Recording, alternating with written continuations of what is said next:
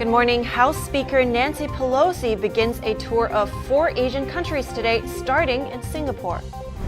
A wildfire in Northern California is blazing out of control. The McKinney fire is now the largest California wildfire this season.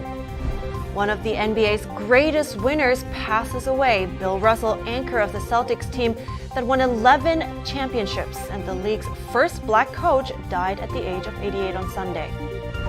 PGA Golf's competitor Live Golf is promising big money for competitors willing to join the league. The Sunday's payout did not disappoint.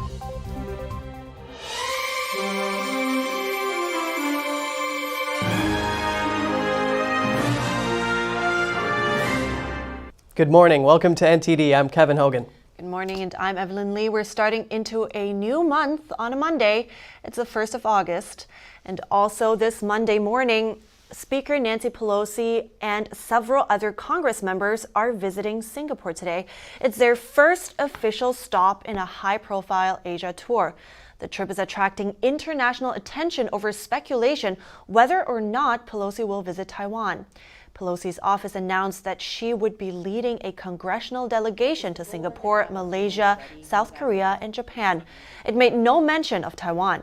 The delegation met with Singapore's Prime Minister and President today. Taiwan Premier Su Tseng-chang did not directly respond when asked if Pelosi will visit on Thursday. The Chinese Communist Party claims Taiwan as part of its territory despite never having controlled it. The regime has repeatedly warned against Pelosi visiting the island and threatened to use military force.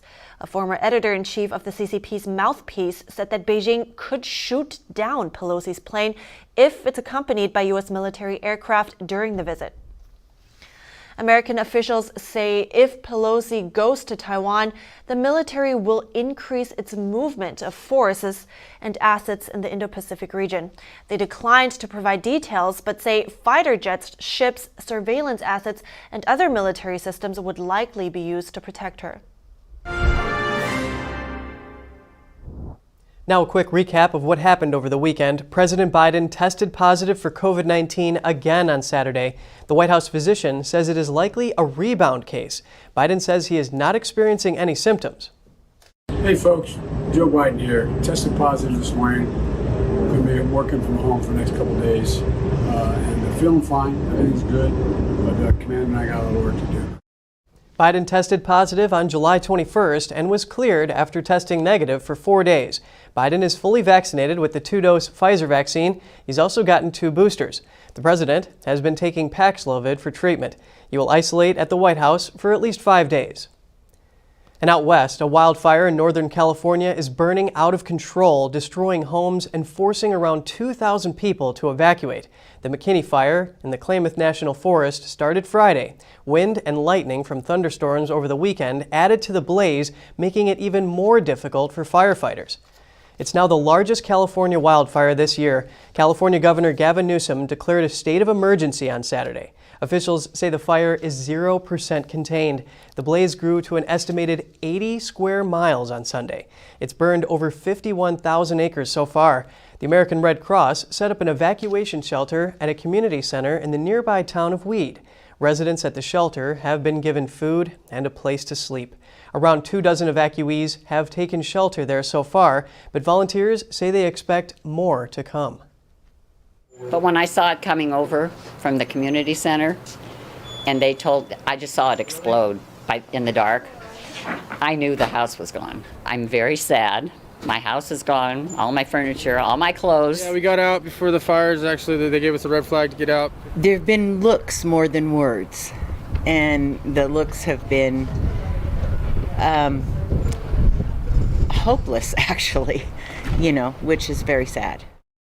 This is the second major California wildfire this season. Yes, and the Oak Fire near Yosemite National Park started a little over a week ago, displacing thousands. That fire is now 60% contained.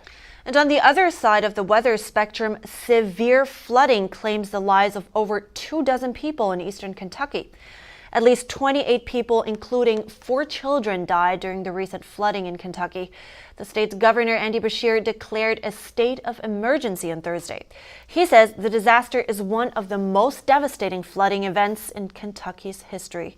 NTD Jeremy Sandberg tells us more. Search and rescue operations continue. Officials say 37 people were unaccounted for on Sunday. Torrential rain washed out roads and pushed rivers over their banks. Water swept through people's homes. It took about 5 minutes for that to happen, 5 to 6 minutes, and it was gone from the time I got out of the house. Governor Andy Bashir says authorities expect to continue finding bodies for weeks. We do know of additional bodies that have been recovered, but we cannot confirm those deaths at this time. Damage to critical infrastructure and more heavy rain is making relief efforts difficult. Bashir says entire water systems have been knocked out, and it's been hard to get supplies to people. A dozen shelters opened for flood victims with close to 400 occupants taking refuge. We have hundreds of millions of dollars of damage, hundreds of people displaced, but we are moving and moving fast. Hundreds of people have been rescued by boat and by air, including by the National Guard. The floods are Kentucky's second major national disaster in 7 months. Tornadoes in the western part of the state claimed the lives of nearly 80 people in December. Jeremy Sandberg, NTD News. New York City has declared monkeypox a public health emergency. New measures will now be put in place to help slow the spread of the virus.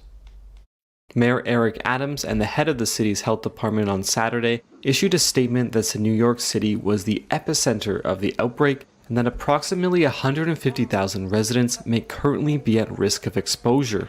The declaration, which came into effect immediately, will allow the health department to issue emergency orders under the New York City Health Code.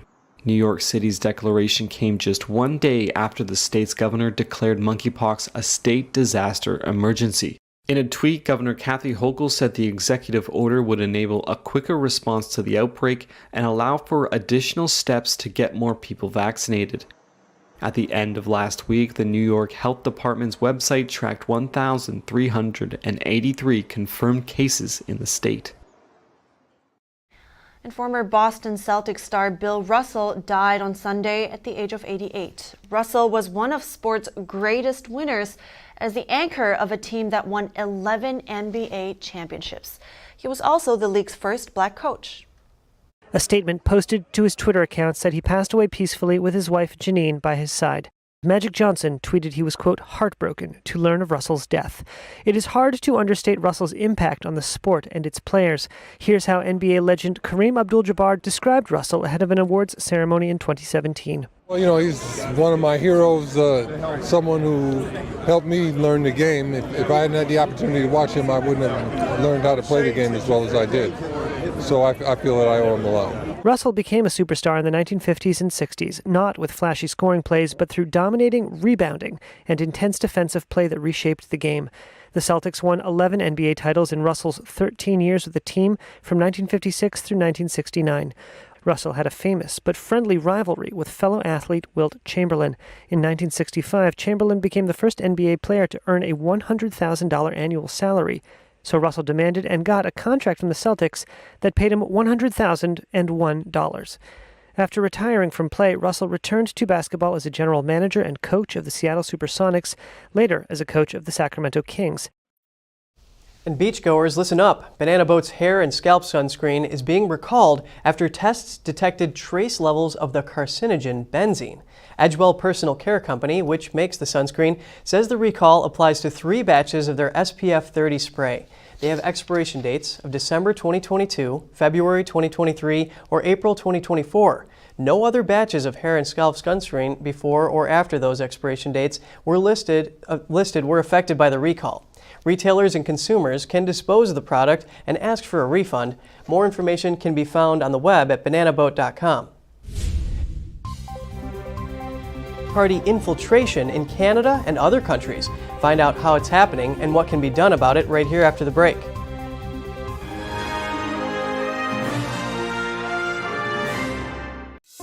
At The Nation Speaks, we don't just scratch the surface. We want to go wide and deep.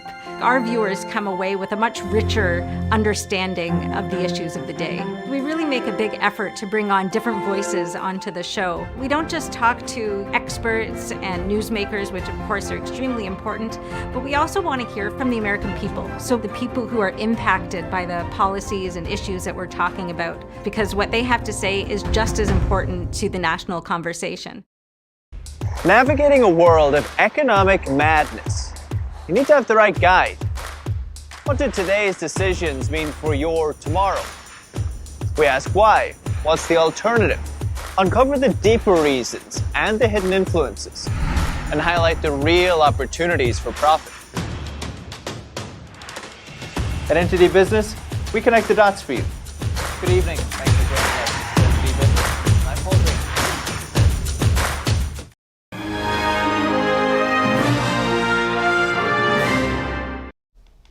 Are you using your phone to access news? Because a growing number of people are. But what happens when that news is controlled by a communist regime? NTD's Jeremy Sandberg found out what a former Canadian politician says about the issue. Canada's largest Chinese-language newspaper, Singtao Daily, is ending its print edition at the end of August. The newspaper is moving to digital after printing for over 40 years. More people now look to their mobile phones for news. Former member of Canadian Parliament Kenny Chu says many Chinese immigrants have become reliant on social media platform WeChat as their single source of information. The Tencent-owned app is dominant in China and is becoming more popular among Canadians. But news from the app is heavily filtered and censored by the Chinese Communist Party, or CCP. According to Chinese national security law, companies will have to yield to the wishes of the government. Chu says a lot of media on WeChat is misinformation or completely false.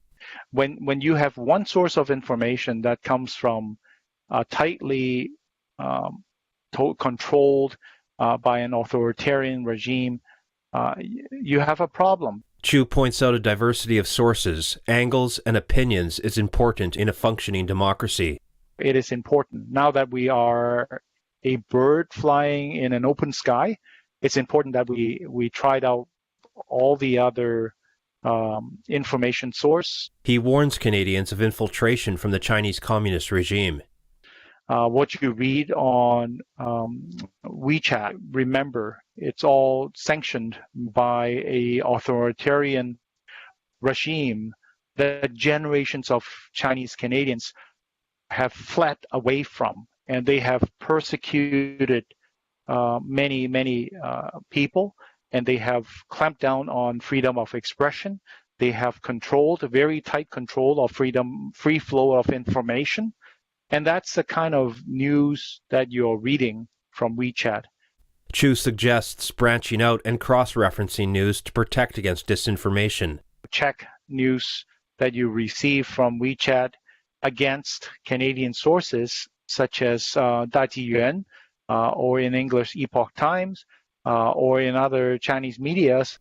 This way, Chu thinks people can safeguard their minds from being polluted and taken hostage by CCP propaganda and misinformation.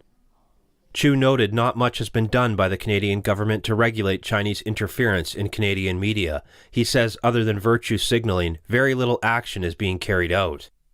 A coalition made up of 15 organizations is putting forward a bill to Parliament in order to address the issue. It aims to enhance transparency and accountability. Majority of the free community newspapers have been under direct control or influence of the Chinese Communist Party. The bill is called the Foreign Influence Registry and Accountability Act. It would require all individuals and entities in working relationships with foreign governments to register with the federal government. So I think it's about time for a government to take concrete steps to combat foreign interference. Words are cheap. I think concrete action is what our government needs to take. The organizations hope the bill will pass later this year. Jeremy Sandberg, NTD News. New Zealand's borders fully reopened today. It's the first time visitors from around the world can enter since being closed due to the pandemic in 2020. Yeah, I waited before I couldn't go here, of COVID of course. And then I heard the 31st the borders are open, so I had to plan first to Australia and then straight here, the 31st. Yeah, I'm really excited. I waited for 2 years to go here, so now I'm finally here. Really good. Like, gonna be seeing family after almost 2 years. So, yeah. And I'm gonna see my nephew for the first time. New Zealand's borders first started reopening in February for New Zealanders. Restrictions have progressively eased since then. The process of reopening the borders ended Sunday night. Visitors who need visas and those on student visas are now allowed to return to New Zealand. Cruise ships and foreign recreational yachts can now also dock at its ports. Most visitors arriving in New Zealand still need to be vaccinated against COVID and must take 2 COVID tests after arriving, but there are no quarantine requirements. And over in Burma, heavy rains turns a waterfall into gushes of mud. We have some stunning footage here from Burma, which is also called Myanmar. Video posted on social media shows muddy water gushing down a waterfall following heavy rains on Sunday. There were no reports of casualties, but the fire department sent rescue crews out to the worst-hit areas. Residents of the area say they have never seen such serious flooding before. And coming up, England claims victory over Germany in the women's 2022 Euro final. It's a historic win for England and its first ever major title on home soil. And PGA golf competitor Liv Golf pays winner Henrik Stenson $4 million in prize money. More on that in just a few moments.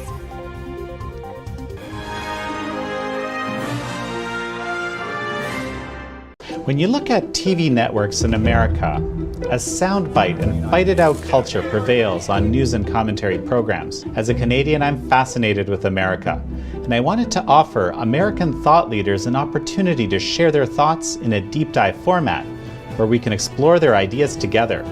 And so American Thought Leaders was born. The world's most brilliant thinkers believed that open discourse was the key to greatness. However, all around the world, we see that discourse is being stifled and political agendas have subverted media. The Epoch Times launched its Global Thought Leaders program to bring back this great tradition of free thought. As the host of American Thought Leaders, every week I interview some of the most intriguing minds on the most pressing issues of our time. Be sure to check out our new episodes every week.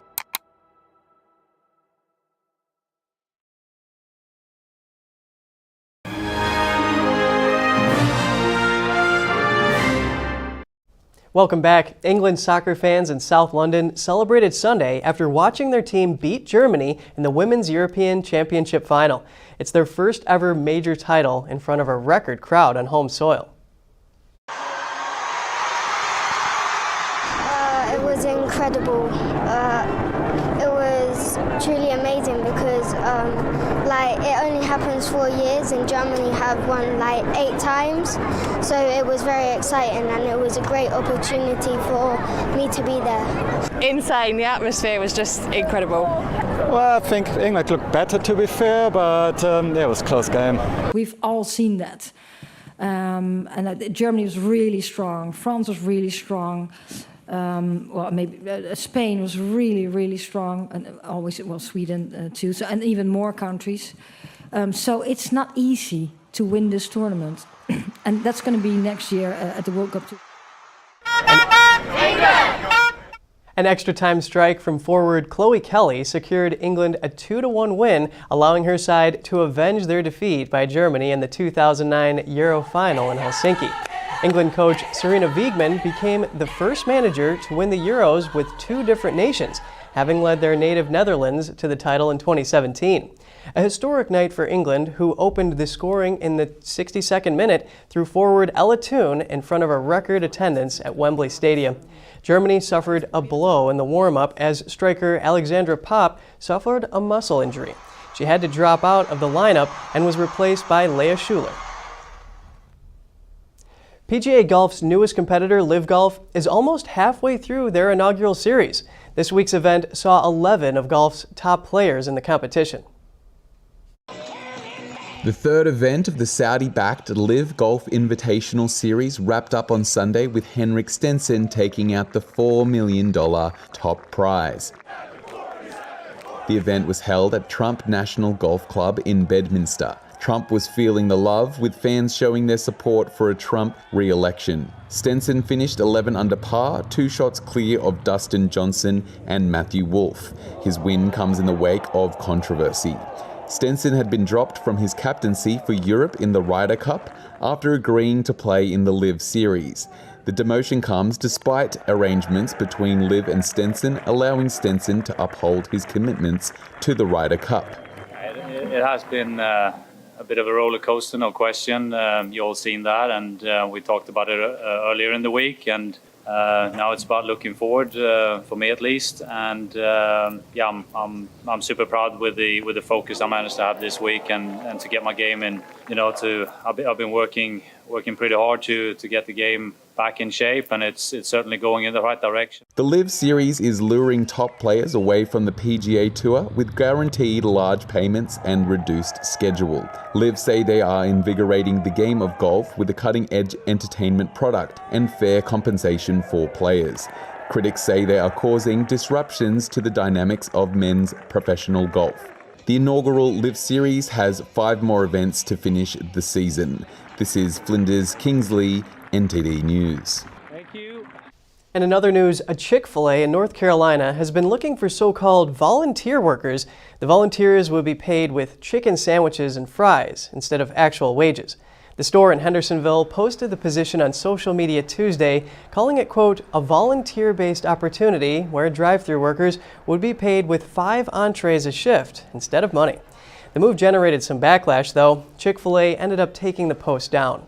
The store manager says the offer was meant for people who think it's a good fit for them and said it was different from full or part-time employment. But a Chick-fil-A spokesperson in Atlanta says the Hendersonville store has decided to end the program.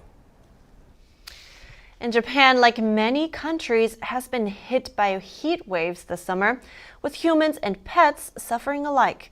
To help dogs that can't shed their fur coats to stay cool, a Tokyo clothing maker has teamed up with veterinarians to create a wearable fan just for dogs and even cats.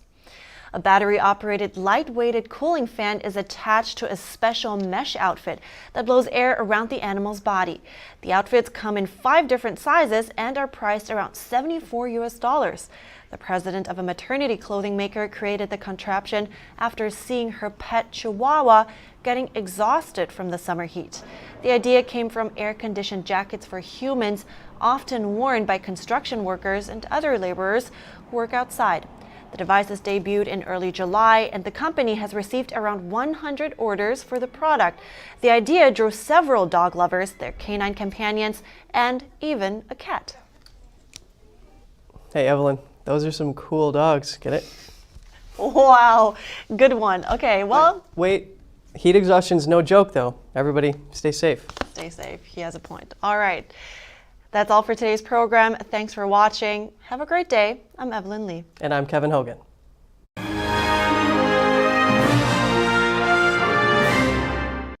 Thanks for watching us on YouTube. Did you know YouTube only keeps selected videos on its platform? So if you want to make sure you get the full picture, just subscribe to our newsletter. Go to newsletter.ntd.com and sign up. It's free.